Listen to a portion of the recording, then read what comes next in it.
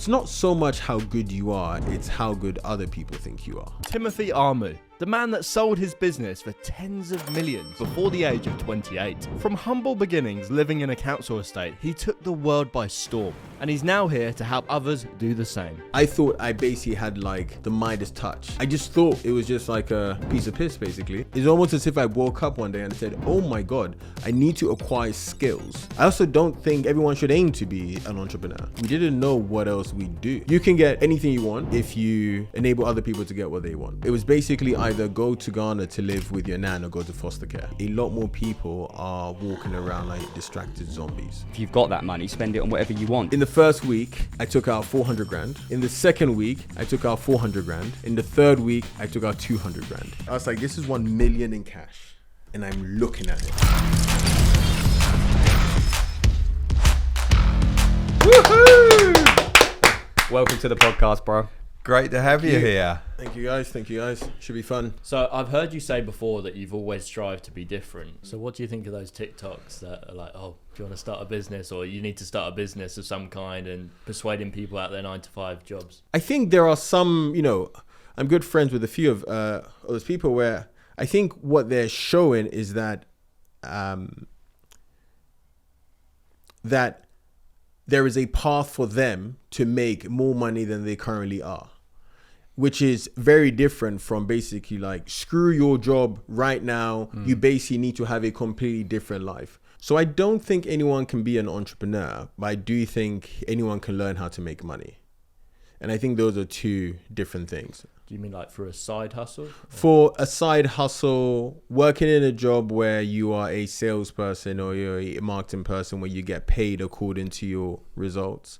Because the way that I kind of see this whole journey of wealth is that you focus on having great skills, ideally skills that help people make money. And then you then apply those skills into a vehicle with enough leverage, which is considered a business. So do I think anyone can be an entrepreneur? No. I also don't think everyone should aim to be an entrepreneur. I've seen so many people where I'm like, you should not be running a business. You just don't have the like emotional temperament.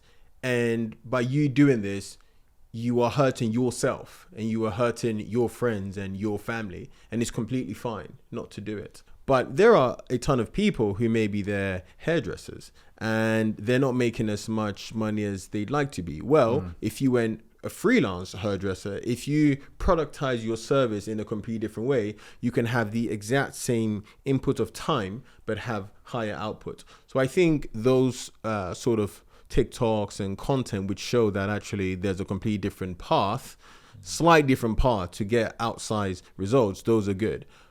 But I really don't like those ones which are very much like, F your job, F your 9-to-5. I'm like, dude, like this is so stupid. If everyone became an entrepreneur, who is going to work for them, And also, you're not an entrepreneur just because you're in business, are you? Yeah. I think an entrepreneur and a businessman can be completely different things. Yeah. And I always say an entrepreneur will bet his shirt on the deal he's going into, whereas a businessman will be a bit more calculated and all the rest of it. So I think there's a big difference between the two. 100%. I agree. How would you define that difference? Is it similar to what Dad said, or do you see it a different way? I also think that an entrepreneur obsesses more about the machine they've built rather than the business person who I think is quite in the detail. So, for example, it actually took me quite a while for me to say, okay, I am an entrepreneur. And I really internalized that after we sold my last company. Then I was like, oh, okay, 2 times in a row, I have built something and I've sold it. And I've built a machine which has then been able to be passed on to someone, and that machine is just going to keep growing and growing. And I think that's a very defining part of an entrepreneur.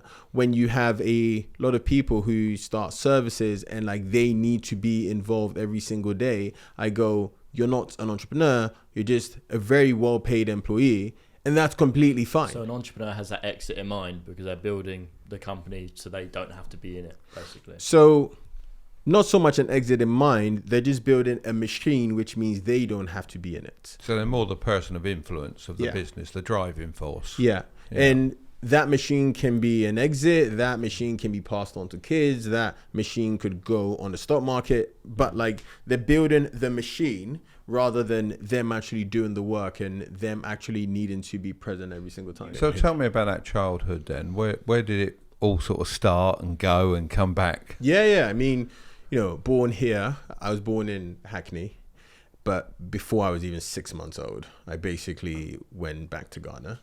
What were the reasons for that? The reasons were actually obviously you didn't choose. Yeah. But I mean, in hindsight, I actually think that was one of the best things that happened to me. The reason why was actually kind of a bit of a weird reason. It was because my parents never really quite got on.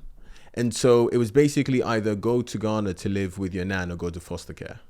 Oh, and really? So, yeah. And so there was this sense of, well, we don't want him to go to foster care, and he's got a grandma in Ghana who can basically take care of him. And so stayed there for 10 years, came back here, and then really got immersed in the whole world of like business, online media stuff. How was and the then schooling system different in Ghana to over here? So I think the schooling system in Ghana is not necessarily better, but it's faster. So one of the things that I've said a lot is like, so I came to England when I was in year 6. I had learned every single thing back in Ghana in year 4. And so what that meant was when they asked me certain questions, I would just know the answers to them. And I think that gave me the further illusion that I was more intelligent than other people. And it's so interesting how if you look at a lot of stuff in business, it's probably even the same, where you're not necessarily like better than the next person from scratch, but if you believe you are better than the next person, you start to act like you're better than the next person, and then you just become better than the next person. And so that was how the schooling system there, we just learned things earlier. Because we learned things earlier, it was just like, oh, well, this is really easy for me. And then you start to like act like you're the smart person. And then opportunities come because they see you as the smart one, and then it just snowballs from there. How did your parents or your grandma define that age 10 was the right time to come back? Because if your parents still didn't get on, being 10 is still quite young. Well, they had sorted out not getting on, so I then went to live with my dad, and so they had like figured out some kind of solution.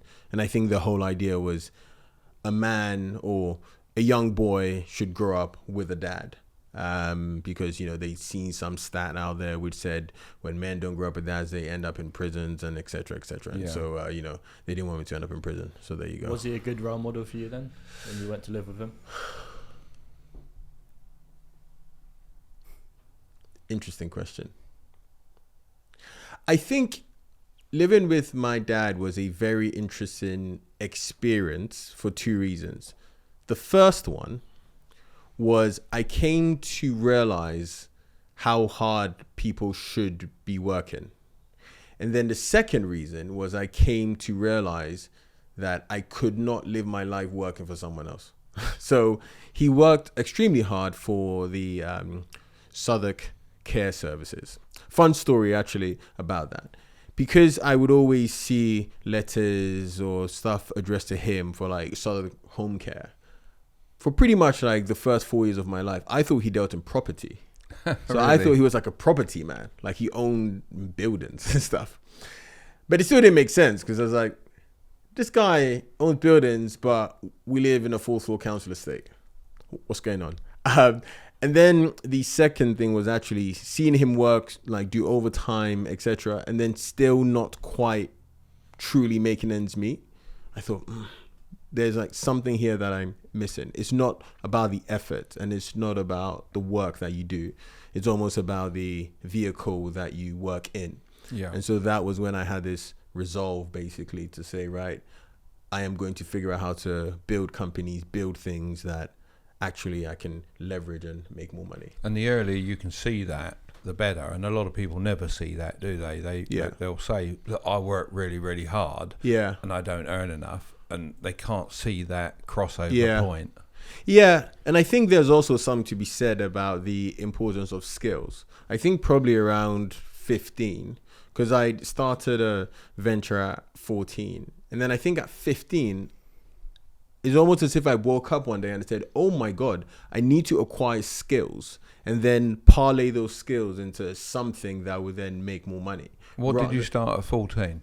So I started a tutoring company at 14. That was like my first ever venture that I ever did. And it was a bet with a friend of mine where he bet me and said, I bet you wouldn't make £500 before you turn 18, right? Like very stupid, absolute stupid bet. The reason why was because we thought £500 was a lot of money then, right? Yeah. And I basically went online, I figured out, and I searched how to make money online. This was it 14 years ago? When you search how to make money online. I wasn't on there then. There you go. Right. Yeah. People like you guys were not there to share actual gospel. It was just a bunch of waste men, basically shilling their courses. That's it. There you go. And but Tony Robbins was around back then, wasn't yeah, he? you know, and like and something that I did see was this whole idea of like work with what you know. And so I then realized, oh, I'm actually pretty good at maths. So then my next thing was to tutor people maths. And what then happened was people who wanted help in physics and chemistry and all of that stuff started to come to me. And I basically was like, okay, I'm not that good at that, but I can find other people who are that good at it. And then I connected with other students, which was a very easy play. It was like, go to the teachers, ask them and say, hey, who got the best grade in the last test you did? They say, James. All right, James, do you want to make some money? Did they just say, they didn't ask, like, why do you want to know? No. Because also, like, in my school, I had built a bit of a reputation as the, like, I don't know how to explain it, but obviously the smart one, but also the kind of positively vague one. So he'd ask a bunch of random questions. You wouldn't quite know where they're going, but he'll figure something out, right? So I'd built that sort of rep. And so that was the first thing. And my whole model was charge people £15 an hour. I'm the middleman connecting people. I take £5 and the people keep £10. So you made well over your £500. Yeah. Did it in a year, I should think, at least. Oh, like way less. So what did he have to pay you? A tenner for winning the bet? The whole bet was such a stupid bet because there was no downside for him. Yeah. Like it was just, I bet you wouldn't make £18. It's almost like a dare. Yeah, exactly. Oh, right, okay. Yeah, Like exactly. So was so silly, but It gave you the drive. yeah. And I'm incredibly grateful for having that, especially at a young age, because it made me incredibly, it made me build up enough evidence that I was someone who can make money. Yeah. Right. And I think that's probably the biggest thing for a lot of young people now is they just don't have enough evidence that they can be different to the way that they currently are. And so they just end up just doing the same thing for years and years and years. And then in 5-10 years, they wake up and they're like, oh, shit.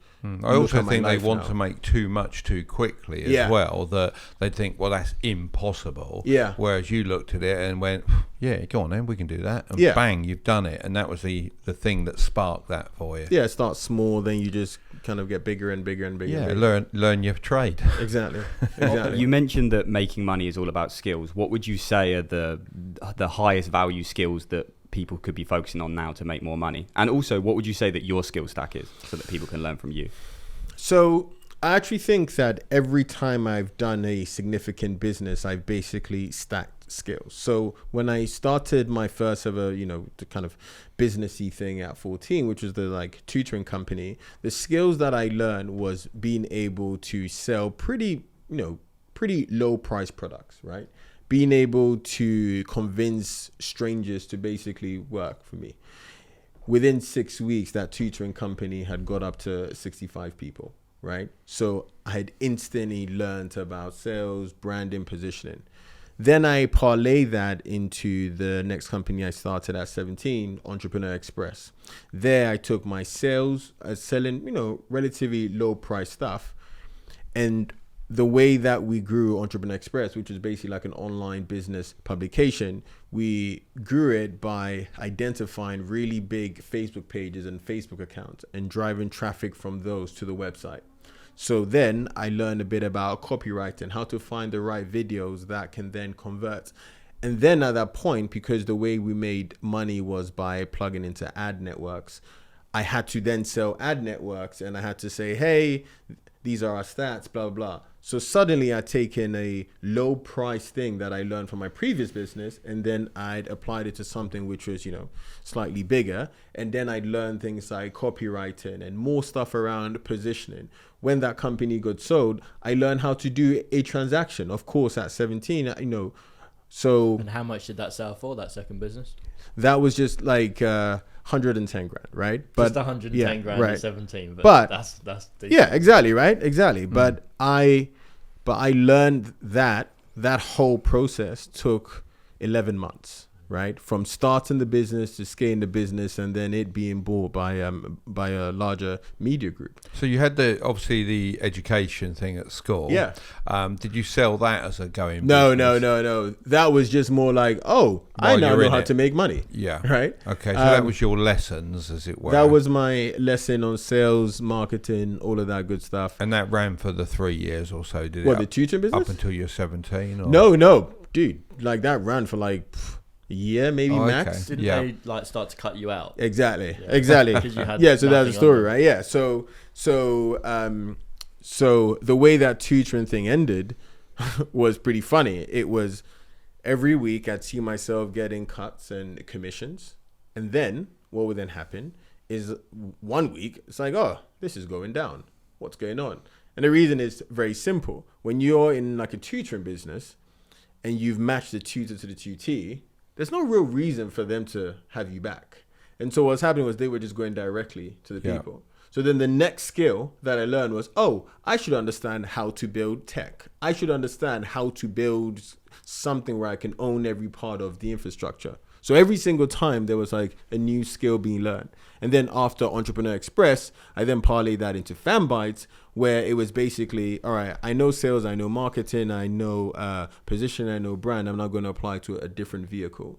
And the FanBytes vehicle is when, all right, in like 5.5 years, you basically take a company from an idea, tens of millions in revenue, and then you sell the company for tens of millions. So it's just like stack. So sales, marketing, branding, positioning, the copywriting, those 5 things, I just parlay them from like a smaller boat to then a bigger boat to then bigger boat, then a ship, basically. So tell us what FanByte did. What's the original concept? Should we stick with the newspaper? Right? Yeah, go on. I don't want to jump the gun too much, because one thing I love about the newspaper story is how you were, like Ali Abdul said, it was 3 different doors, and you went the third door basically. And I can tell a story. So you went to meet Richard Branson, didn't you? Yeah. Sugar. Yeah, I'd love to hear that. Oh, yeah, both of them. So I can tell that story. Yeah. So there was an event called Business Growth Summit or something, and I saw that Richard Branson, James Caan, and Alan Sugar were talking.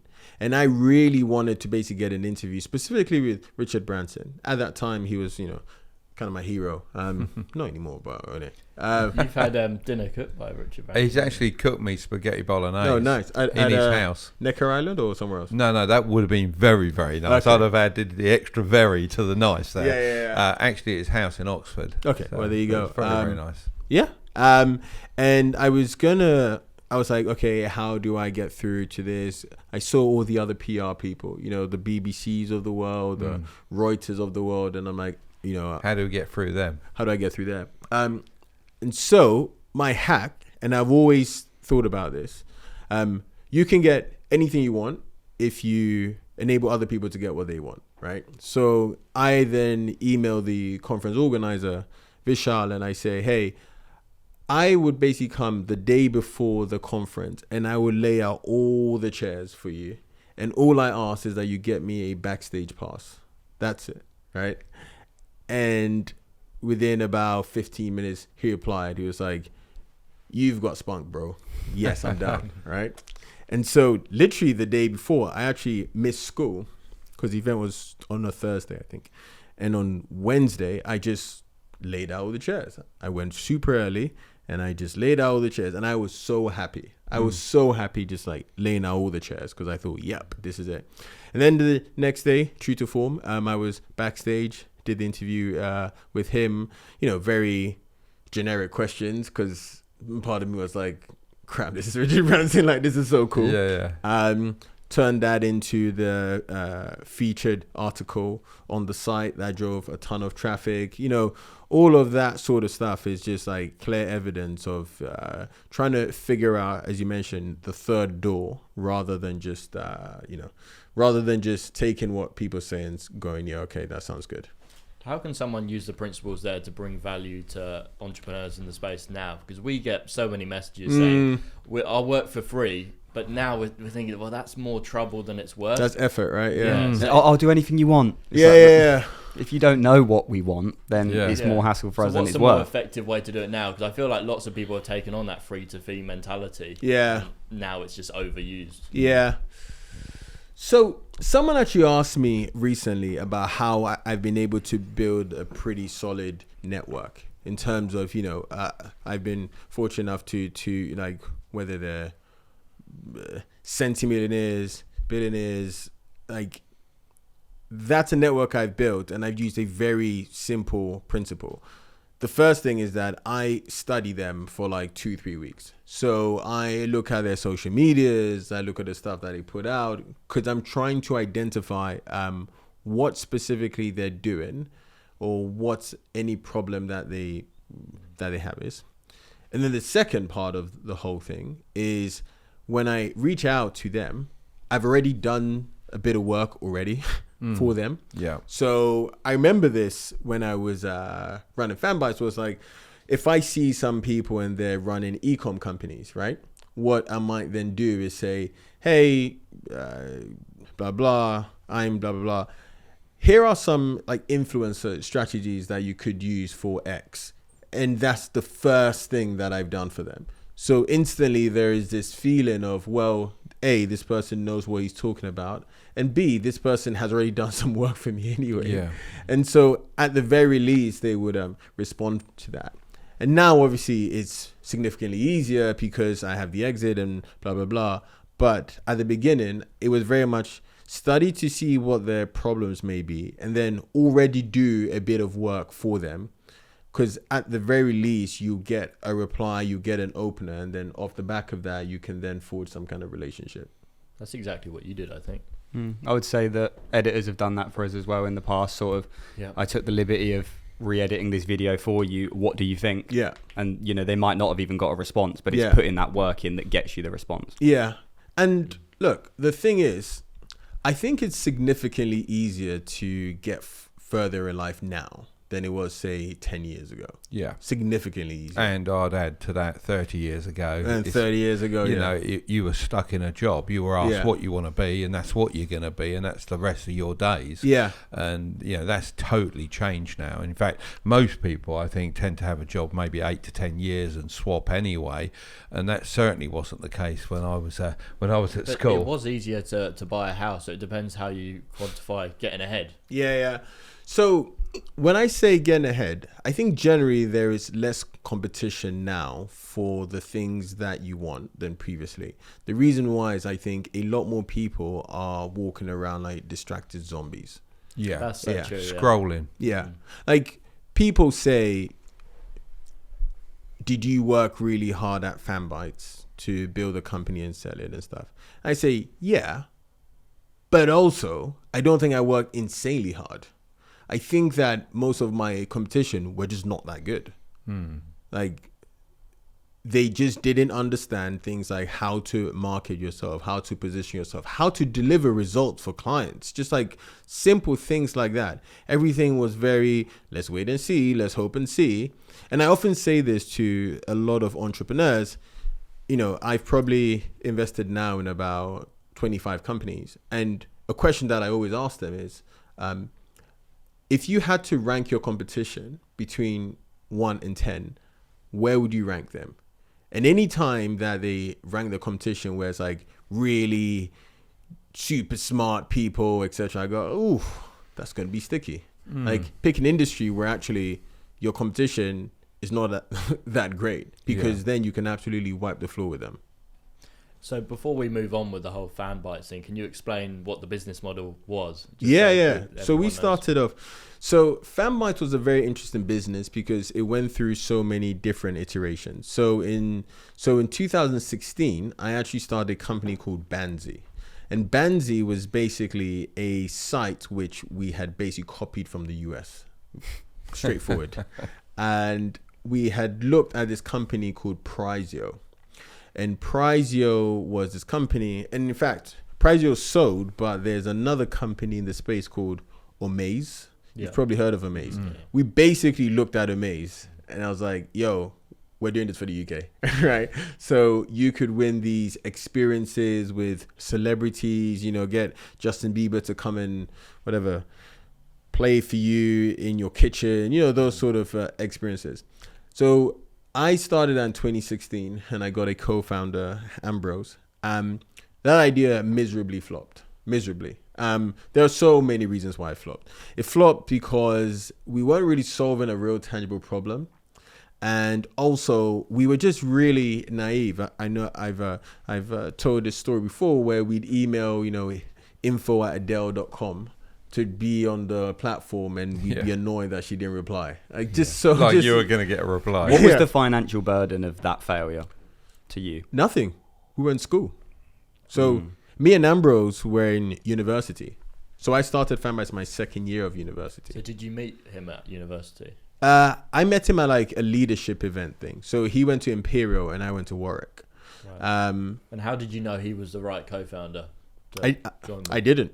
Just thought you're just going to try it out and see if it works. Yeah, you know, one of the things that I've come to almost internalize about business now is that it's not so much what you work on, is who you work with.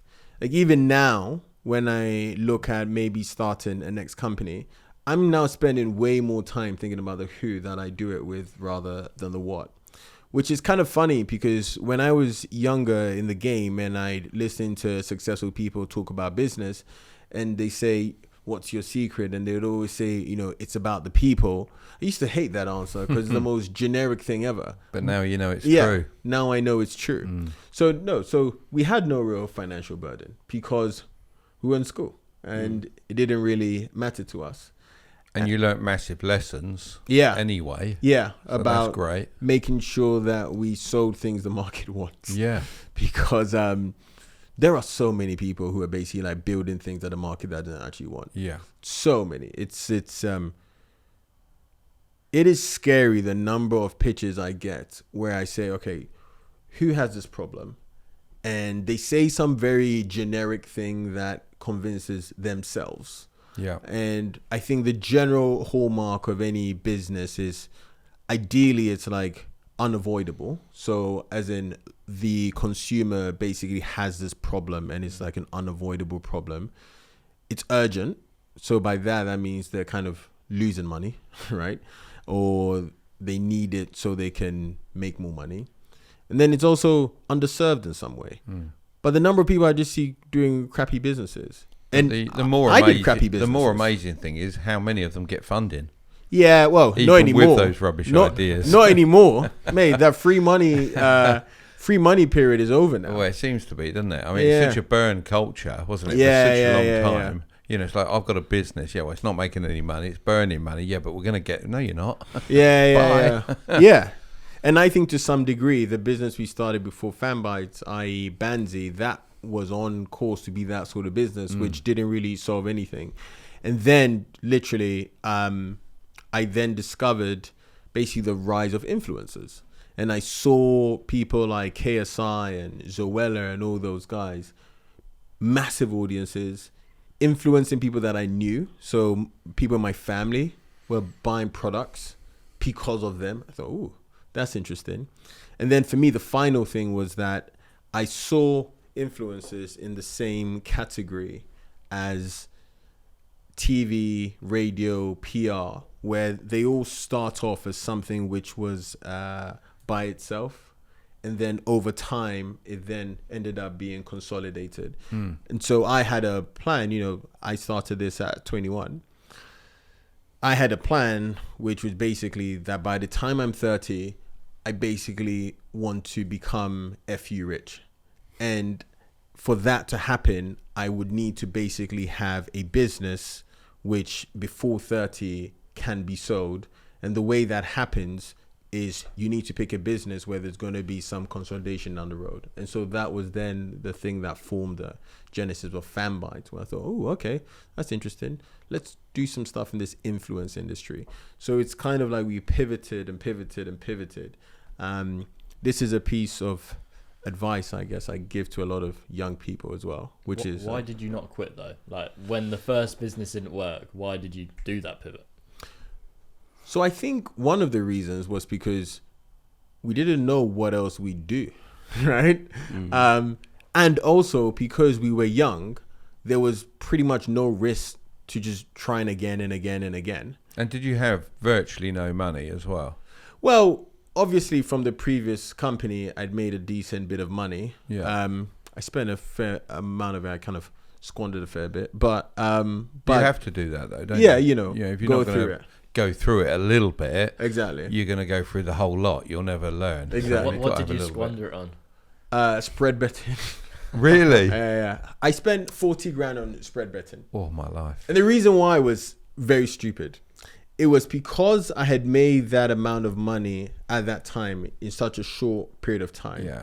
I thought I basically had like the Midas touch. Yeah. I thought like, You boom, had this the one, code. boom, this one, boom, Yeah. right? Yeah. I'm actually surprised that I didn't spend more. But I just thought it was just like a piece of piss, basically. And But that's the same as people that have made this money in crypto. They think they've got the cheat code to Then you life, just go, the cheat yeah. code to business. Well, you haven't. You've been very lucky. Yeah. You've not actually learned any lessons along the Yeah. To way. be honest, he might do, because he sold his business for what, a rumoured $40 million or something. Hey. Yeah, but that's different. You've built a business to do that. You've learned a lot of lessons along Yeah. the way. And I always think it's about those lessons and that knowledge that you gain, Yeah. which means you can replicate it again. Yeah. Not the same thing, something completely different, but it's all lessons, Yeah. all network. Everything's going to go towards that next business. So was it just spread betting? That's all you squandered it on, just that. And just crap. Like, No expensive designer clothes. no, I'm not. In fact, I'll tell you a story. When we saw the company, mentally, it took me so long to just understand and be like, oh my God, like, Tim, you have money now, right? So I struggled. I really, really struggled. So there's two things that I basically did, which are kind of wild. The first one was that I forced myself to take this like really fancy trip to Bali. So it was like first class flights, Emirates, fanciest hotels. The whole thing cost 30 grand, right? And I was like, okay. But just on your own. No, me and my partner. Okay, Yeah. So did you look back at that and say that was waste? No, that was incredible. There you go. That was incredible. Yep. But I was incredibly scared to do it. And then the second thing was, and I've told this story actually recently. The second thing was actually pretty wild. So I obviously, once we saw the company, I had my numbers on Google Sheets, and it just did not feel real to me. And I thought, do you know what? I'm going to try and make this very real. So I basically called my bank and I went through all the security checks. And in the first week, I took out 400 grand. In the second week, 400 grand. In the second week, I took out 400 grand. In the third week, I took out 200 grand. And I was like, Just so you got, I was like, this is 1 million in cash. And I'm looking at it. And I've got how many of these? More of these. Right? 40 of these? More of these. And I was like, this is it. I was like, wow. And just that mental shift to go like, okay, this is real. This is real. This is real. This is not a drill, right? That was something I really, really, really struggled with. What is the process like of getting £1 million out in cash? Oh, you just go through a lot of security checks. And also, like, if you deal with certain private banks, like, taking $1 million out in cash, it's not that much. So you just walking around with it? Like, No. Oh, Ubers, bro. Like, because they're so much safer. I was thinking an armoured truck. No. Like, that is another thing I internalized. Would you just dial up Uber money? No. That's in taking Uber back from the bank. Taking Uber back from the bank. But yeah, so that was something that I struggled with. Anyway, yeah, so that was the story of FanBytes. And we built it and we just hit the market at the right time, man. Like, we hit the market at the right time.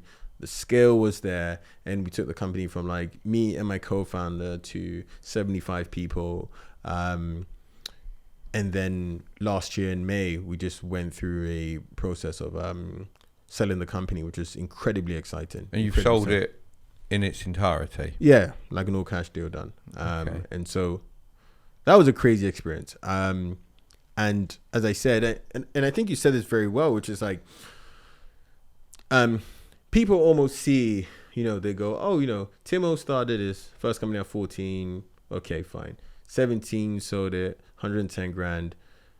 FanBytes, 21, sort of at tens of millions. And they think like those were the only 3 things that I did. But then there's like 13 other things I did which absolutely flopped, right? Of course. And I'd like to tell so many young entrepreneurs, it's like your first idea would probably flop. Your second idea will probably flop less. Your third idea will flop less than the second one. And then like your 5th idea, it's like, oh yeah, this really works now. And sometimes the worst thing that can happen is the first idea actually works. Yeah. Because you think everything will. Then you think you're the hero. Yeah. Yeah. And you can't then replicate that. And that becomes quite an issue as well. But also like setting a low bar for what success looks like. I actually think, so many people now on Instagram will talk about, or Instagram, wherever, will talk about, like set big goals. And there's some truth in that. But also, I actually think if you're doing your first company, I think you should set kind of low goals. You should not aim for this to be the one that retires you and all that stuff. Just aim for, all right, this is going to be my 10K a month business. Well, stepping stones, isn't Exactly. And life is easier that way. What if an entrepreneur runs out of money and they can't continue and start the next business afterwards? What should they do? So I'm a huge advocate for working for someone in a field that you actually care about. There were so many things in FanBytes where I thought, oh crap, I just do not know what I don't know. And if I had worked with someone else, if I worked for someone else in a similar field who had been through the same challenges, life would have been way easier. So I think if, someone's run out of cash or something like that. It's like a free mentor in a way. Yeah. Like, well, you get paid for it. Yeah. And you get paid for it. I am not a fan of this kind of, I love this phrase, history doesn't repeat itself, but it rhymes. Because I think like everything, most of the things that we're trying to do has been done by someone else. Exactly. You can't reinvent the wheel, can you? Yeah. You made it a little bit more rounder. You can change the spokes. A little bit rounder. Made that axle spin a little bit freer. But realistically, it's been done. Yeah. And I encourage a lot more people to basically go learn on someone else's dime. Because there is no shame in that. Because once you do that and you figure out how they were able to solve those things, then you can apply as well. Obviously, you're still very young and you made a lot of money. Do you ever feel like you're judged for having this much money when you're young, and maybe people think it's come from nefarious means? So, do you know what's really funny? 2 days ago, I was on LBC. They asked me to do some interview. And the guy said, oh, actually, I was looking at your bio and my immediate thought was you are a Nepo baby. Right. And I was like, what the heck does that even mean? And basically it's, someone who's benefited from nepotism where, their parents have given them the money. Right. So actually, that's the one that I get a lot. And I've never actually said this before, but a big reason why that's also the case is because, fuck it, we'll say it. All right. A big reason why that's also the case is because I'm a young black guy who doesn't sound like a black guy, right? Who got a scholarship to a boarding school. And so it's like, this doesn't tick all the boxes that I think it should tick. And so therefore his parents must have been some kind of, hotshot who basically gave him money. So I think that's where the judgment actually comes from. The other thing about the judgment is I'm also not a flashy person. And so sometimes people are like, do you really have money, bro? Like, That's what we get all the time. Where's isn't the it? What's that Lambo? thing you said before? Wealth is what's unseen. Yeah, whereas so rich is yeah. flashy and showing off. Exactly. Yeah, you don't need to show it off. Yeah. Being truly wealthy, you shouldn't even know. It's the cars Yeah, exactly. unbought, the watches not bought. Yeah. Yeah. Watches can be an investment. Yeah. We can't like- keep we like advocating for them every podcast. But it is such a funny thing how I think a lot of young people try and get into business and make money so that they can show other people they've made money. Yeah.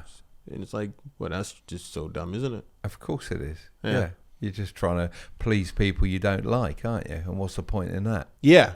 Yeah, People there's who would, one person you need to please and be proud of, and that's yourself. So And have you- respect for yourself. So you're not participating in these, like in the club, oh, this guy spent 1,000 on bottles, I've got to spend more. They start going up against each other. That's not you at all, no. it's Like so what you do. stupid. No, I don't actually. I It's honestly so don't. stupid. I mean, look, like, work as hard as you can to see how good you can be, right? That's what I tell so many of my friends, like, work as hard as you can to see how good you can be, because I promise you, and I genuinely thought this, like, when people are like, oh, money doesn't make you happier and all that crap, I was like, man, that's cap. Like, let me make money and then I'll tell you, right? And I do think it has made me happier, but I Yeah. don't think it made me happy. It gave you options, Exactly. and it gave you freedom. Exactly. Right? And with those things, you can have more happiness. But if you were pretty miserable without money, you're going to be pretty miserable just with a load of money. Yeah. It doesn't make you happy. Yeah. And I think also people, how to explain this in the best way? So once you've made a bit of money, and let's say it's through crypto or property or selling a company, I actually think there's like 4 stages of emotions that you go through. And I went through the exact same stages in the last 12 months. The first stage is, for me, when the deal was done and the funds landed, I was like, oh my God. I was just so excited. Did you just load it up? Like, Yeah. So what I did was I actually ended up getting a new bank account purposefully so I could see the number go from 0 to not 0. Right. And then when it dropped, I was like, oh my God, this is insane. Like, my life has changed. And I just kept saying, oh my God, oh my God. In fact, there is a voice note on my phone, is a 13-minute voice note of me just saying, oh my God, oh my God, oh my God. It's right? happened. All right. It's happened. And I think there's even a part in there where I like cry and then I start shouting. It's like, it's like this. So that's the first feeling of like, oh my God, oh my God. The second feeling is when you realize that like your life has changed, but the external world has not changed. So I remember the day afterwards, I went into Sainsbury's and I was like, where's the choir, bro? Like, where's the applause? Where's the hype? And because your world has changed, but like the external world hasn't changed in any way. And then the third thing is where you then almost need to normalize your new wealth meter. This is why I was saying the thing like the trip to Bali, right? Because at first I was like, oh my God, this is quite expensive. And then I was like, wait, no, it's not. Because if you took out 30 grand from this, actually it doesn't make too much of a difference. No. And I had to like internalize that. And then the fourth one is when you go, right, I should now not care about losing money and I should care about growing money. Because when you first make a bit of money, your entire thing is, I need to not lose this. And then after a while, you then go, oh, okay, this is not going to go anywhere if I don't mess it up. So now I should care more about growing it. So Those four when stages. does it become more about preserving what you've got versus trying to get more of it? Like, when's that? Because I know certainly at your age, Dad, you want to preserve it versus I grow do. it. Yeah. I want to grow it as well. But I mean, Not as I've got aggressively. about 5 years of really wanting to push the growth because why not? Then I'll be 60 and then I want to start preserving it. I mean, I am in sort of a preserve mode to a certain degree because obviously real estate's a good way of preserving your money, isn't it? And once it's all paid off, that's great. We approach certain things differently due to Yeah, our but risk there's tolerance 30 because- years Yeah, exactly. That's what I'm difference. saying. Yeah, so I'm sure you'll reach that stage. Funny thing you said about Sainsbury's, I thought you were actually going to say what I suffer from. I still go into Sainsbury's and I look for a decent meal deal, and I'm looking, I'm going, oh, that's a good sandwich, that's good. Yeah, that's what I'll have. And I even when I'm checking out, I'm thinking, what difference does it make? I'll just have whatever I want. Yeah, that's funny. That's quite What funny. are you trying to get the most expensive drink? Well, not necessarily, meal deal? but you look at it and you go, oh, that sandwich is a nice one. Oh, I'm not going to have that one because that's not in the meal deal. And you think, That's but so you're funny. checking it. I really That would've- is you down to I know. a T. I really would have liked that particular sandwich. And you say you're not about preserving money. Well, a little bit. So No. how does that make you feel? Because, there are certain people out there, certainly people that I know, who aren't necessarily within the right to have an opinion because they haven't done anything and have, no reason to speak to Mark like that. But they would say that that's sad. Like, if you've got that money, spend it on whatever you want, live your life. So what would you say about that? I think he quite enjoys it though. It makes me chuckle. But what would your opinion be on that? Because I can sort of see where they're coming from. When Yeah, I'll you've go- got that much But money. I'll go to a hospitality thing and pay whatever that is and not give it a second thought. Yeah. But it's just in certain circumstances you still have that, well, that's what you do. Yeah, I mean, I generally don't try and subscribe to people telling me how to live my life. And there are things, as you said, like to a hospitality thing, there are things I will spend excessive amount on. Yeah. And then there are things where I just go, can't bother. What really. difference does it make? Yeah, Yeah. exactly. And, generally, if you're going to live your life by what other people think you should live your life, you're going to live a very sad life. But yeah, I think everyone should have their kind of a positive vice. Yeah. That's the one. I mean, have a I friend don't. who's very I into wouldn't shoes. ever live my life like every day was the last. Yeah. But I will live my life like it's the last Yeah. because it is. Yeah. And that money I have, I want it to last me. I want to enjoy it every year. I want every year to get better and better and better. Yeah. And that's the way I've always been. Yeah. About 2 weeks ago, I just came back from the Serengeti, and that Very was a nice. crazy experience. And I remember one of the days, someone came to us and said there was this like hot air balloon thing where you could have, like a hot air balloon above the Serengeti. And for like the first 5-10 minutes, I was like, I don't know. Because, for each person, it was like $1,000 or something. And I'm like, I don't know. And then I was like, dude, it's the Serengeti. And you're going to have a hot air balloon above it. Do it. Right? And then I did it. But there are certain Was it things worth we it have. in the end? It was 100% worth it. Yeah. It was 100% worth it. Yeah. But some things aren't. Some things aren't. are just Like going not. up the Burj. That's exactly We what had I a thought you'd massive. bring up. No, What happened you there? and Dad had a massive argument about going up the Burj Khalifa. when we It were just in Dubai. pissed me off, to be honest. Yeah. Why? We were in this apartment looking out, and the Burj Khalifa was here, and we were looking at it, thinking, it'd be nice to go up to the top of it. So we sort of sorted out to go to the top of it, and it was like $30 or something. But it's not the top. originally, and it's Oh, not that the wasn't top. And I looked and I went, it's not the top. I don't want to pay 30 to go up to a viewing platform that's not the top if you can pay to go to the top. Yeah. I said, well, we'll go to the top now. I said, well, I'm not paying what it's costing to go up to the top because I want to go there with my wife. I want to bring my wife to Dubai. I don't want to go and pre-see it. It's not worth it for me. So I'm not going. Well, we just had an argument about value. Dad didn't see the Yeah. value. Because in doing the it way I with saw us. it, it was like 80 quid.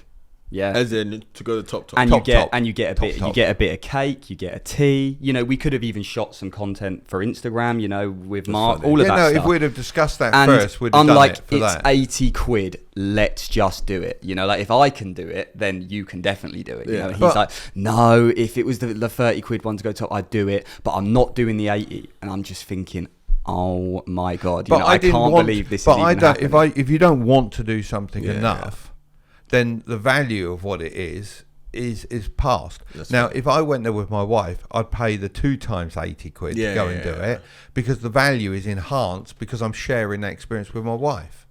There you go.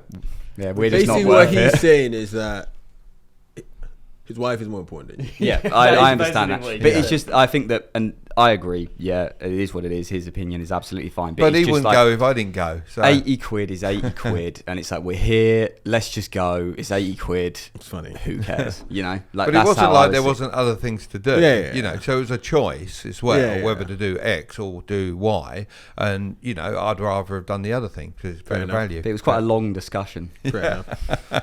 So bringing it back to business. Yeah, let's talk about like some business topics, business breakdowns, stuff that can help people tactically. Yeah, so if someone was looking to start a business now, what kind of industries would you be looking at as potential growth areas? How are you expanding your money as well, and where you're investing it? And being perfect timing would be nice. I mean, obviously, like Social Chain possibly is a similar story to yours of perfect timing as well, isn't it? Riding that wave of Yeah, so I think what industry? So I think less about industries and I think more about business problems, right? And generally I'm in favor of a couple of things. Things that target other businesses because they have more money. And generally you want to target people with more money than... And they have more problems. And they have more problems. Something that helps them make more money or save costs. Those to me are quite important. For example, if I look at the FanBytes story, our revenue went like this, like this, like this, and then it just went like that. That inflection point there was when basically we changed the sell to be a lot more about how if you spend X amount with us, you make X back. So at the beginning, we're very much about, you know, views and engagements and all of that. And then suddenly it was like, well, this is how the work that we're doing here can drive you more traffic directly to your site. Do you think you had to go through that period in time to build the case studies to then be able to sell it? Yeah. And we had to go through enough no's or I'll think about it, right? When people hit you with that, that's basically... Do you hate I'll think about it? I mean, how do you come back to that? Because my staff in my other businesses, when someone says I think about it, you should say, well, how can I help you with that decision that you're thinking about? But they won't come back with that. They won't get to the nitty gritty. And I'd rather have a no. If it's a no, I have a no. It's not for me. That's fine. It's Great. a way of them getting away from it. Yeah, I'll think about it. Yeah, but that's just a very simple human thing, which is nobody likes to be told no.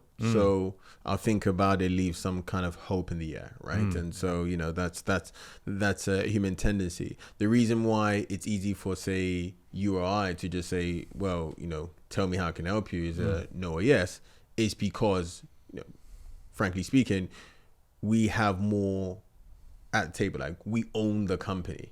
And we're completely fine with someone saying no because we're like, okay, let's get to the yeses.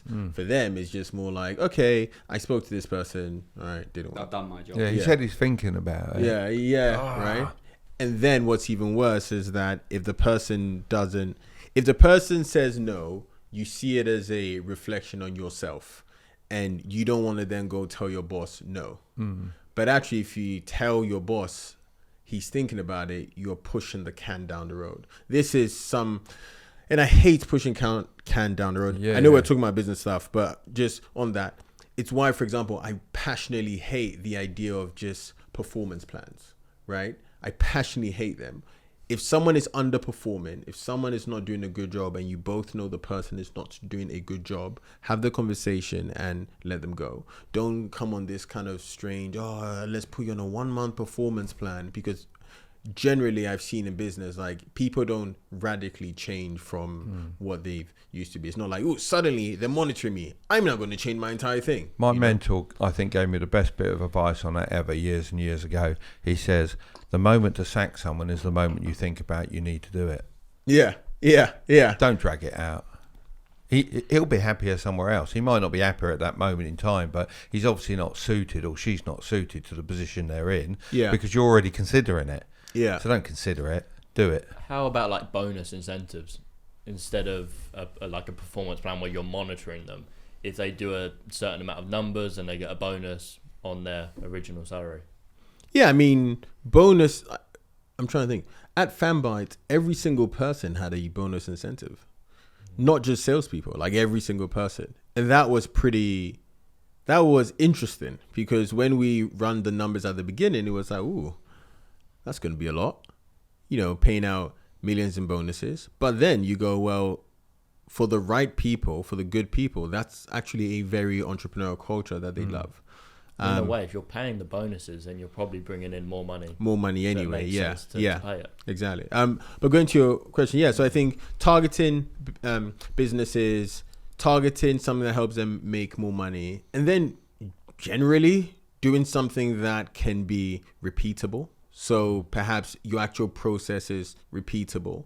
And then for me, the final one is something that's recurring. I think I have come to really appreciate the value of having a recurring revenue business. This is the reason why, early on, 5, 6, 7, probably even 10 years ago, like social media marketing agencies were all the thing, because they help businesses. If done right, they help you make more money. You can get retainers, which means it's recurring, and then you can make it repeatable by having a really good operational process. So how much was retainer based versus money At you're FanBytes? making? Yeah. So money you're making from making them sales. So what was super interesting is we had a lot of repeat revenue, i.e. customers buying a lot from us, but we actually didn't have that many retainers, which was super interesting, because we were in an influencer industry, or I keep saying we. FanBytes was in an influencer industry. I always say we. I know it's weird, isn't it? Because it's formed so much of your identity. FanBytes was in an industry where over time it began to be a bit more competitive, which meant that a brand will come to you, use you, and then perhaps go sample someone else, realize they were crap, and come back to you, right? Or maybe to E-Man's agency. Yeah. E-Man Gaji. Have you heard of him? Did he do any influencer things? Yeah, he had his influencer marketing agency. Oh, well, there you go. I think that's where he made his original amount of money, wasn't it? Well, there you go, right? So you basically had a group of people. In fact, my friend founded Lad Bible, right? And obviously they've done very well. And he was talking about how at the beginning it was they'd get a brand, that the brand would go and try other people, and then they just come back to them. And they was well, just stay with us from the jump if we done a good enough job. But yeah, those are generally the 4 things that I look at, and I advise people to look at the business model rather than the business industry. Because if you have that model, you can do it in dentists, you can do it in chiropractors, you can do it anywhere. But it's more about the model rather than the industry. If you focus on almost those 4 things as to what makes a good business, especially if you are a young person, I think focusing on what makes a good business is far more important than what industry should I go in. How important is software and technology within those things? So one of the things we did at FanBytes was we had 2 main bits of software. We had our platform, which basically brands could use to run their actual influencer campaigns. So of the team of 75, I want to say 6 of them were just focused on the platform. Then we also had a second bit, which was influencer identification software. So we could really niche down to who was the right person for a brand. Because of those 2 bits of software, when the time came and we went through a process of selling the company, we actually got valued on a revenue multiple rather than a profit multiple. And that was something I decided from the beginning of the business, because I saw how generally these sort of businesses were valued. Generally, they were valued as a multiple of net profit rather than multiple of revenue, unless they had technology and software. And then that's when you were able to change that. That is also, I guess, a general piece of advice that I give to a lot of entrepreneurs and younger entrepreneurs. It's if you're starting your business, it is very important to perhaps, spend 10% of your mental time to think about how does this business get valued? Because there are a lot of people who are building companies which aren't particularly valuable, or they're being valued by completely wrong metrics. And so they're optimizing for the wrong things. And with us, when I saw that, typically they are valued as profit, I just went, how do we change that equation? All right, let's introduce a lot more tech into it, which means that we can then describe ourselves as like a tech-enabled company rather than just a marketing agency. And did you put your business up for sale? No. With a price, or you got offered? Yeah. So, how deep do you want us to go into like the mechanics of selling a A company? little bit deep, because I think there's only so many people that exit well like you have, Yeah. and I think there's some valuable lessons in how that's done. Yeah, cool. Okay, so all right, let's roll. So generally there are like two things, right? Your business can either be bought or sold, right? So anyone can sell their business if they find just one buyer for it and they're kind of done with their business. When your business is bought, i.e. people are coming to you, that's the time that you can really get top dollar. So in our case, so we sold the company in May 2022.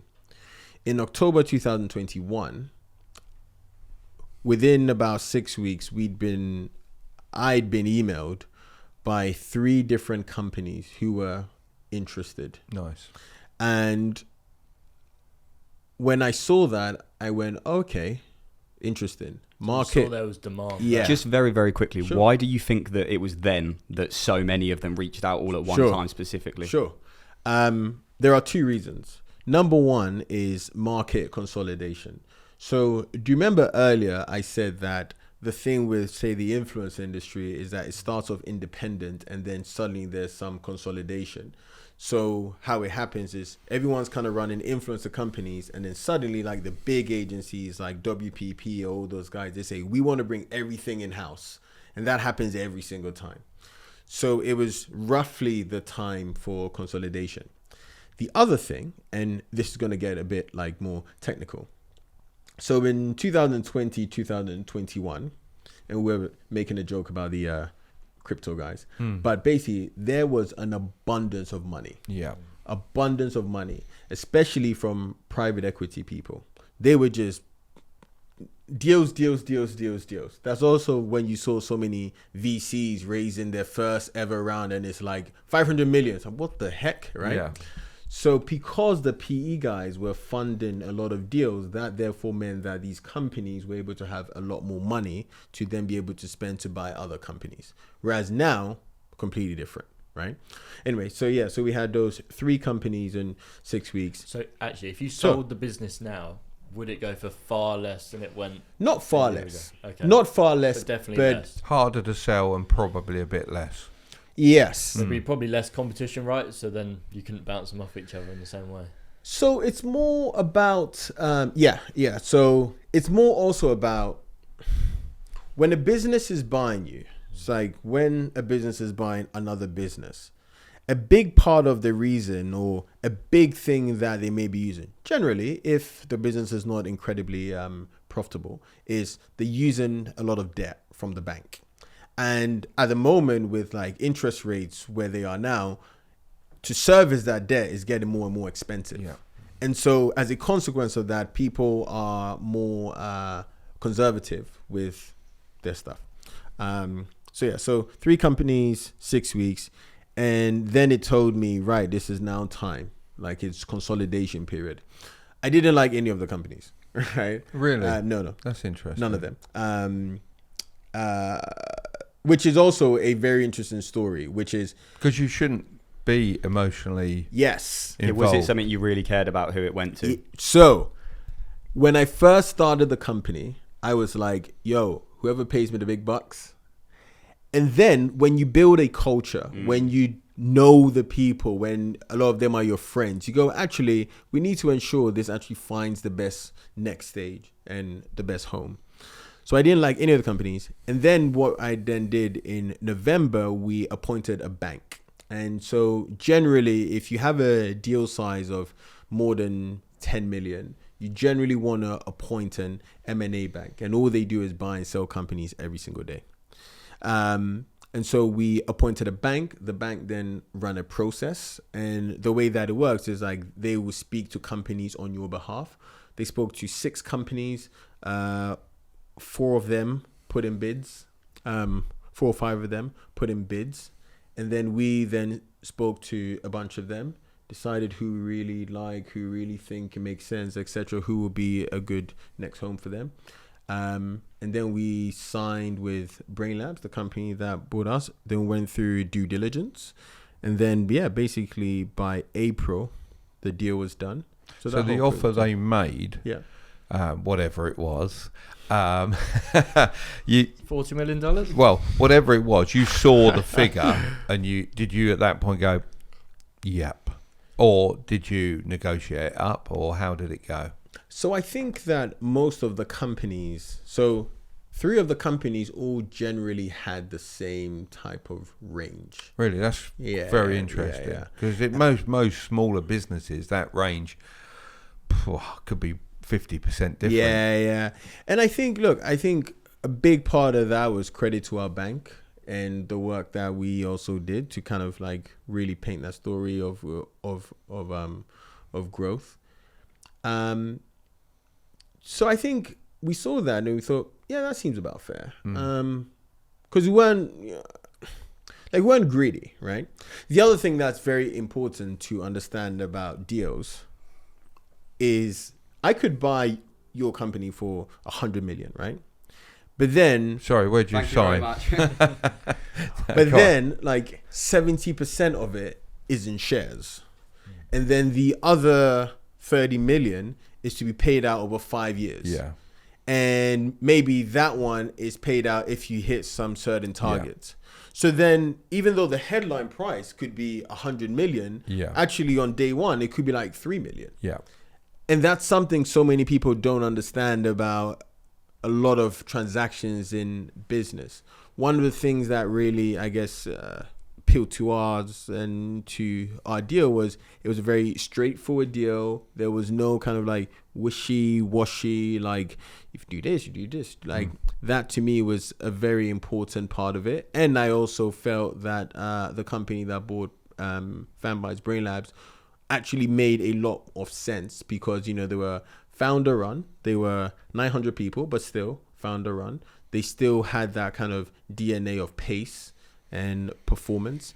And so that's like the whole process basically of like how you buy or how a business gets bought, basically. Selling a business can take a long time, but it seems like your deal went through relatively quickly. Yeah, like 7 months. Is that because of the way that you built it? Yeah, so I think there are a couple of things that really helped us. Number one is I think that just over time, the business was quite a well-oiled machine. So as something someone could basically take and then input, it was actually pretty straightforward. We had also built a good management team. And so because of that, it was very easy for them to say, right, this team is competent. And then I think a big part of it is also the market timings, right? We had a very competitive process, so it forced people to be able to kind of move and go here and go there and go there. Because I just couldn't imagine that having to wait for so long, like just knowing that I'm going to get this money, but it might take 2 years. Like, it'd just be horrible. Did you tell your employees that you were selling the business, or? Yeah. So we had to tell them on the day that all the PR and stuff about it came out. But a few of them had figured it out because annoyingly, but funnily, we had public calendars. And so they could just see like me, Ambrose, and Mitch, my 2 co-founders, like we keep meeting as Brain Labs people. What's going on? Right? But they seem to have booked a massive holiday from that day onwards. There's massive Ibiza. So that was it. So when you sold the business, did you feel like you lost your purpose? What was the next step from there? I don't feel like I lost my purpose, but I think I had the wrong expectations of what would happen afterwards. I think I felt that I would then be able to do nothing. And then I had to internalize that I was 27. That's a long time to be doing nothing, isn't it? And it's a lot of effort to do nothing. I'm 55 and I couldn't contemplate doing nothing. It's really difficult. And so I then surrounded myself with other people who were, building companies. I did a bunch of investing. I just kind of got immersed in stuff, which is something very interesting, which is like when people think about making money and having money, they kind of go, oh, the end goal is so I don't do anything. The end goal is retirement and party every day, and because you can do that, can't you? And it is extremely exhausting and it's extremely boring. And once you internalize that actually you're going to want to do it again, then you take a bit more of a long-term view on business or whatever business that you're running at that point is just an interesting stepping stone to go do other things.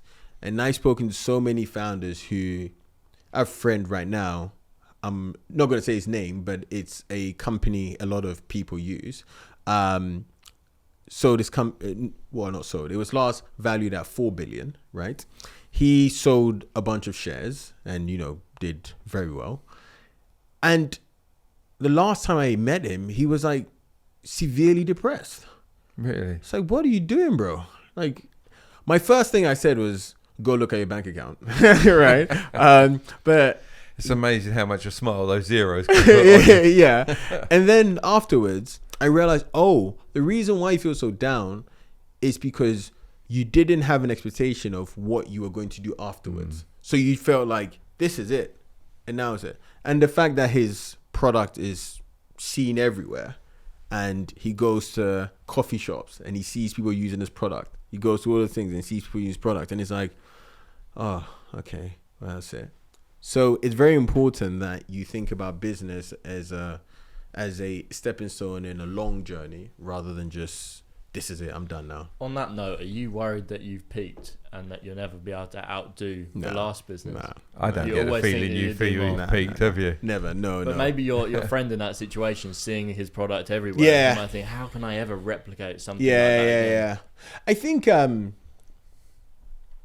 I don't think I've peaked because I think there's way more skills that I haven't learned. I think I'm, pretty good at a number of things, but I've also never been in a company where revenues have been 100 million. And that demands a completely new set of skills. That demands a completely new set of people management and ops, and really at that level you're doing also a lot of like financial engineering as to how to buy companies with debt and all that stuff. Do you think you'll have those bunch of skills, or do you think you'll build another business from the ground up to a 40 million? Because a lot of entrepreneurs are in a bracket, shall we say, a 0 to 10, or a 10 to a 40, or a $250,000. Not $250,000, $250 million. Yeah, $250 million. So do you feel you can make that leap to the 100 million business or the... So to answer that question, I think it's much more about who I'm going to work with next. I think it's always that. I think with brute force and effort, if someone decides to be an entrepreneur, I think with brute force, they can like brute force and just effort their way to a 3 to 5 million business.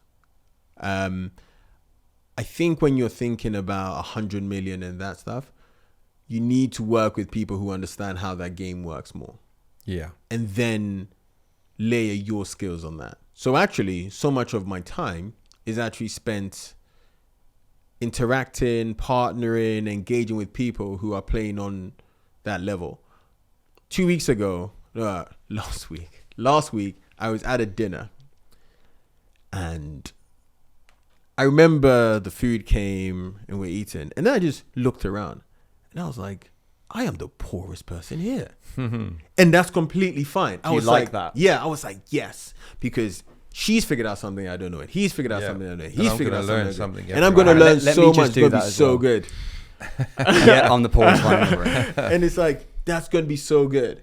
And that sort of lowering your ego and saying, hey, I can learn so much. I think that's another kind of plague that young people are going through right now, where they feel they need to be the smartest or the richest in the room. And they just need to get a seat at a table where they're the poorest and level up to that, and then move up the tables and so on. I think that gives you a false sense of confidence anyway, if you are the best in the room, because Yeah. there's always going to be another room. And if you think that, it's like when you go to primary school, and it's like, I remember when I was a kid at primary school, I was quite fast at running, and I was the fastest sprinter in the school. And I thought, oh yeah, I'm going to go to secondary school, and then in all the interforms I'll be so good. Didn't Get get to the gapped. secondary school, Yeah. it's so slow. Yeah, you know, and it's yeah, that yeah. false, like that small town mindset. This is like when I went to sixth form, and I mentioned earlier that I got a scholarship to this sixth form, and before I went there, I was the smartest person. Then I went to sixth form, and I was like, oh. "Yo, Yeah. you guys are geniuses." Yeah. And exactly that. So you have to expose yourself always to 2-3 levels above you to see what life looks like. I had to use the running analogy because I've never been the smartest, but Oh, there you go. That's what works for me. Hey, yeah. How important is building your personal brand to your strategy moving forward? Because obviously that's a way to connect with more people. So I in think, Canada. So when I was building FanBytes, I did lean a lot into personal brand, but the reason why was because I realized that the market was pretty competitive, and so because people buy from people, right? How do we ensure that we stand out, right? And so I use that as a competitive advantage. Now, personal brand, I see it very much as being able to get into deals that are super interesting, being able to get into opportunities that are super interesting. I mean, some of the deals I've done in the last 12 months, I'm like, this should not be real, and that only comes as a consequence of people seeing you often and people saying, okay, this guy knows what he's talking about. But here's the big thing, because I had a young entrepreneur hit me up and he just got it all wrong. He was starting his company and he was then asking me, so like, how do I build a personal brand, blah, blah. And I said, oh, okay. How many customers do you have? None. How much revenue do you have? None. Okay. Have you spoken to any people yet? No, just thinking about building my personal brand. I was like, okay, build the company first and then build your personal brand, right? Build your company first and then talk about the stuff that you've actually done, rather than people who just build personal brand to build personal brand. How about though, like influencers like KSI, Logan Paul? They went down the personal brand route. Yeah. Maybe not talking about business, but they built their personality and Yeah, then yeah. the businesses afterwards. Yeah. So I think it depends if your end goal or if your goal is to become an entrepreneur or an influencer.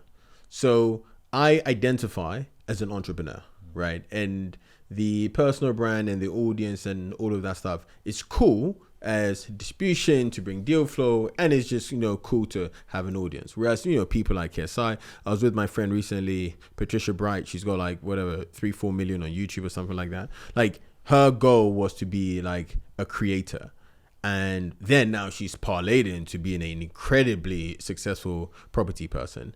But her first goal was being an influencer.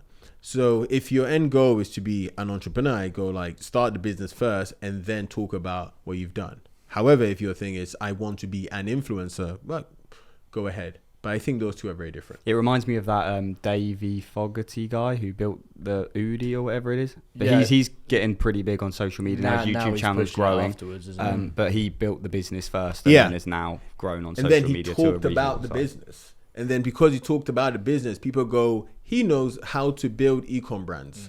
Therefore, I'm going to listen to him. So what do you think about the entrepreneur TikTok kids Oh, yeah. that make videos about how to make money or how to invest, but they've never done anything and they're only 19? If they talk from experience, it's all right. But if they try If and they tell talk- you what to Yeah, do, I'm exactly. seeing millions of followers copying a Mark Tilbury video word for word, and they've never Really, done that's so nothing. funny.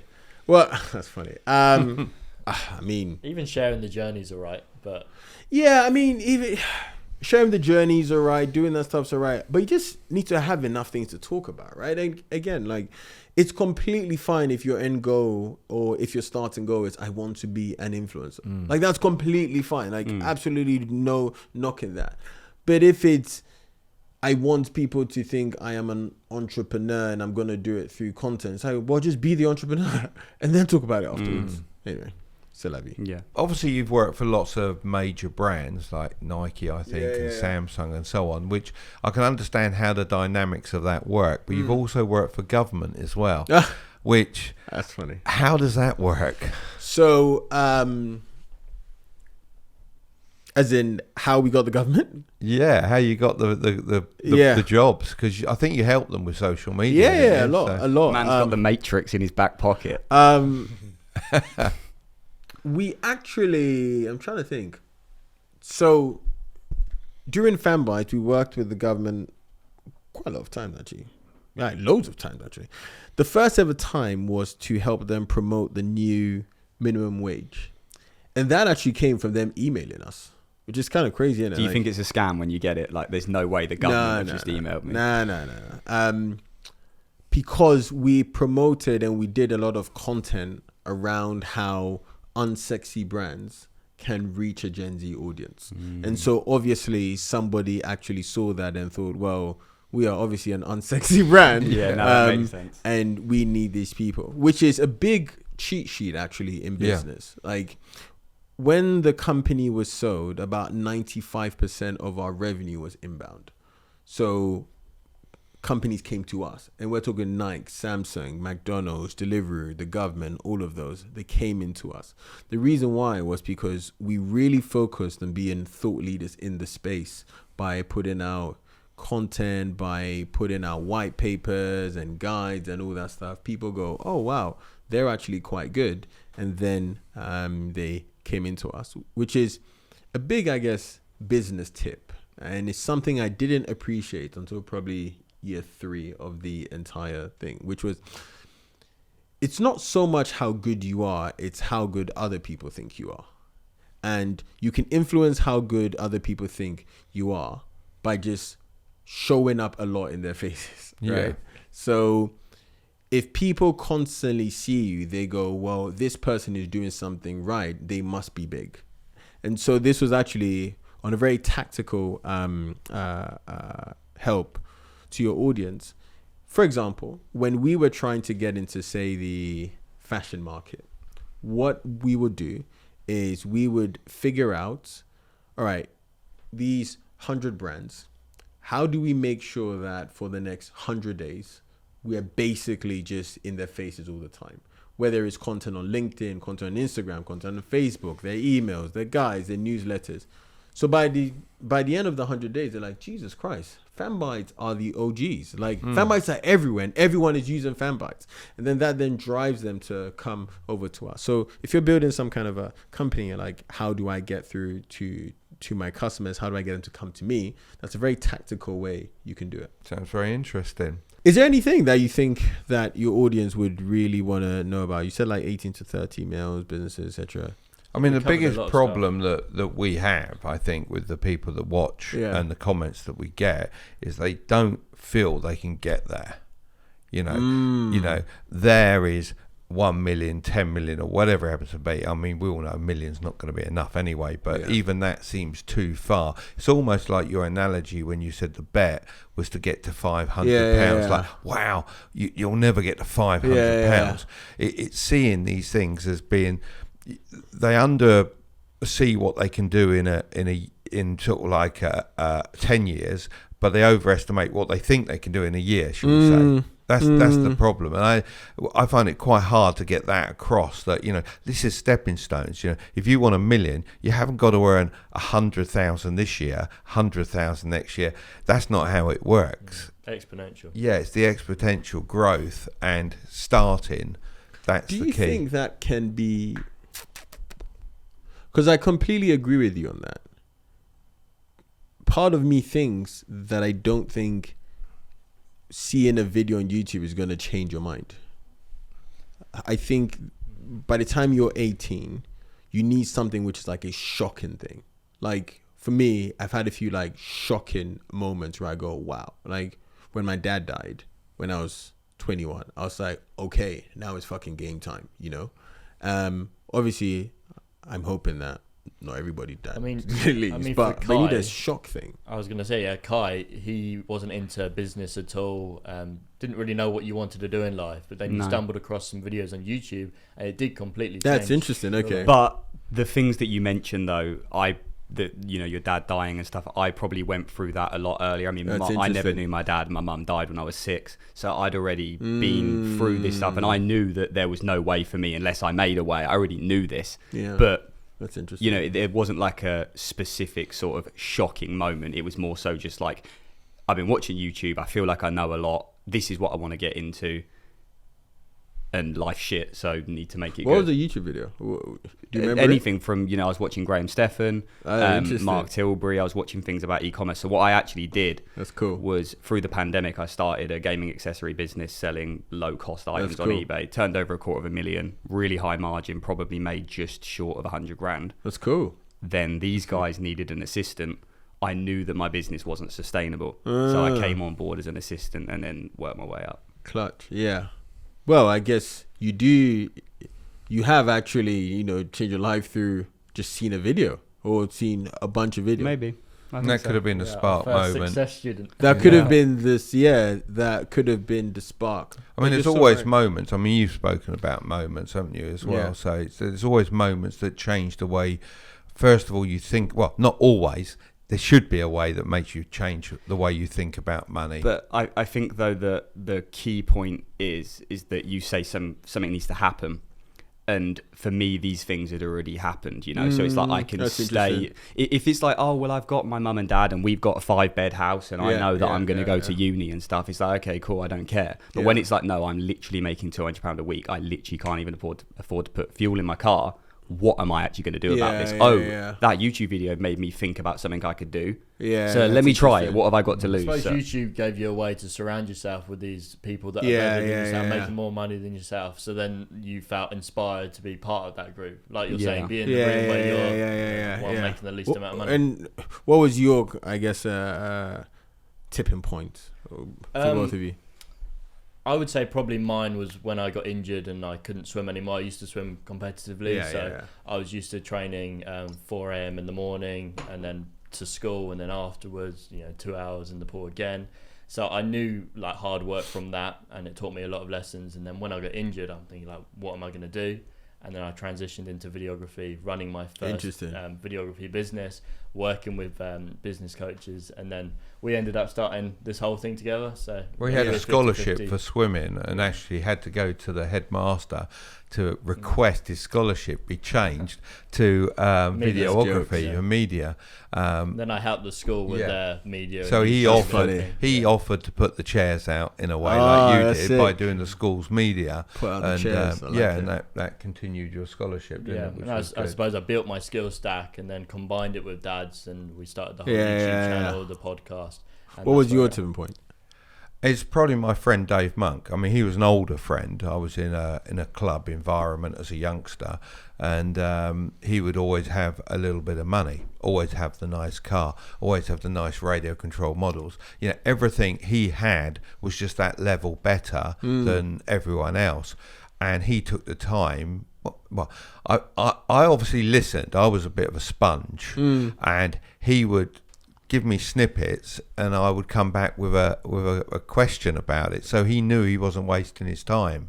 So he'd be forever feeding me bits of information. I was thinking, this is gold. And then I had a second moment where I was a carpenter and joiner for a while.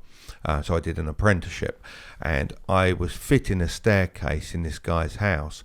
And I asked him what he did, because he didn't seem to do anything, and he had absolutely loads of money. He said, "Well, I make money work for me." And that's And that was really. I heard that story as well. You had a third moment as well, didn't you? When the boss, not the boss, the foreman, you said when you were doing carpentry, you said you were going to be making wooden bins. Well, that was more of a stage where I was going to say that's it. But that's an FU moment. Yeah, it really was, without saying that, because I'm not that way minded. But I didn't say it. I said FU. Yeah, but we know what it means. But it was literally right. That's it. I'm out of here. You can't be trusted with my skill set. Yeah, basically. Yeah, and I'm going.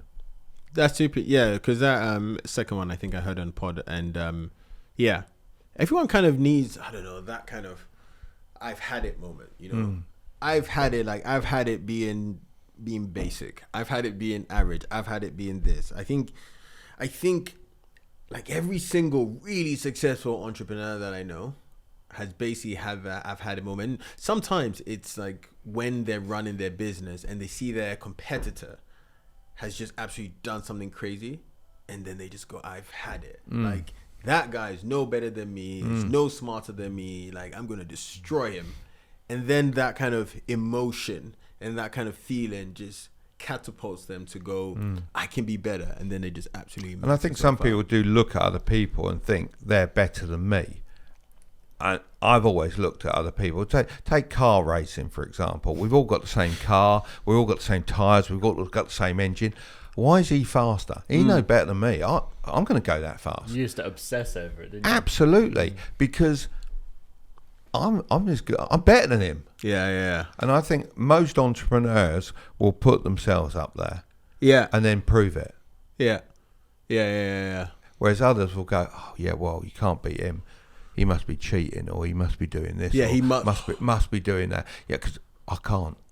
Yeah. Do you think entrepreneurs have an innate ability, or they think they're just better than everyone else anyway, or does that develop from that moment? I've actually always said that one thing that helped me is that I always, ever since I can remember, had a superiority complex. I've always thought that. That to me though doesn't come from like an ego perspective. It's more, well, I think I have the capacity to be better than anybody. This is the reason why I said in our field we absolutely wiped the floor with so many people. It's because I just thought, you guys just want to, go to brunch and have the meetings and do all that stuff. But I'm here like building marketing funnels that will attract a ton of people. I put you in front of a Facebook thing. I say, run a Facebook ad to attract clients, or do this to attract person, or we have a speaking engagement we have to do. They'll be like, pleasure to be here. But then I'd come in, first line is a grip, first line is a hook. You go, wow, this person's amazing.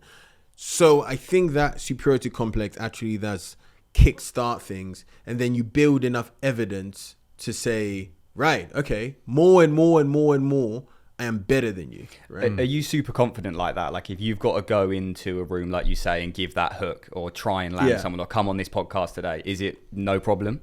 Or no problem. Is there any sort of doubt or lack of confidence within yourself? You have to build yourself up in any way, or is it just nothing? I think that the last time I ever felt any degree of a lack of confidence was probably when I just didn't understand the game enough. So, but when you can speak fluently on the topics that you're going to be speaking about, then you've got nothing to worry about. And also when you have evidence of people who are no different to you doing it. I think we were introduced by Dan Priestley, right? And, Dan's a good friend of mine, and I listened to his thing. I was like, that was so good. And also because I know Dan, the stuff he says, I'm like, this is so good. And he and I back and forth on them as well. And so because of that, I'm like, oh, well, yeah, this is like going to be straightforward, right? Going on podcasts, because I've done so many podcasts in the past, it's straightforward. So you have to almost like understand the game, which is why I'm a huge kind of advocate for books as well. I'm a huge advocate for reading books, because I'm like reading. Yeah, so are we. I mean, we just put a video out, the 40 business books that I've read, and can take a snippet out of each one. Yeah, I read 40 books. Here's what will make you rich. Yeah, and you get all these little 1.3 million. You get all these little comments in there like, you never read all those books. Why? Because you wouldn't. Yeah. I mean, 40 books in 56 years. It's not that crazy. Yeah. 56 years, what I was reading in the womb. Oh, Come on. whatever. But no, seriously, 40 it's years not then. that many books, is it? It's just not. You know, just not. and that's a lifetime of knowledge you've got for £10-15. Brilliant. Fantastic. It's like what I say about 3 months of training, I could beat anyone.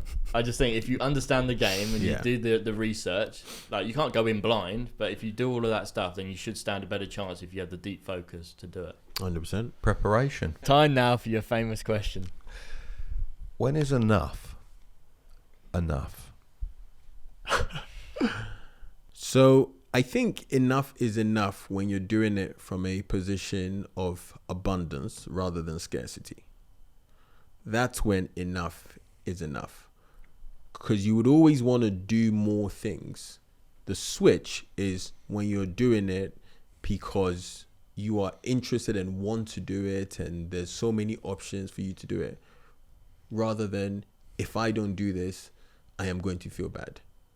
In my opinion, that's when enough is enough. Thank you That's very a beautiful much for answer. coming on the podcast. It's And I been must great. admit, I do like the way you consider your answers as well. You've got the perfect amount of delay and consideration. Oh, good. Thank you very much. It's been very good. If you guys enjoyed it, make sure to smash that thumbs up button for the YouTube algorithm, and we will see you next Wednesday with a brand new podcast. So it's goodbye from me. And it's goodbye from these guys. See you later. Bye.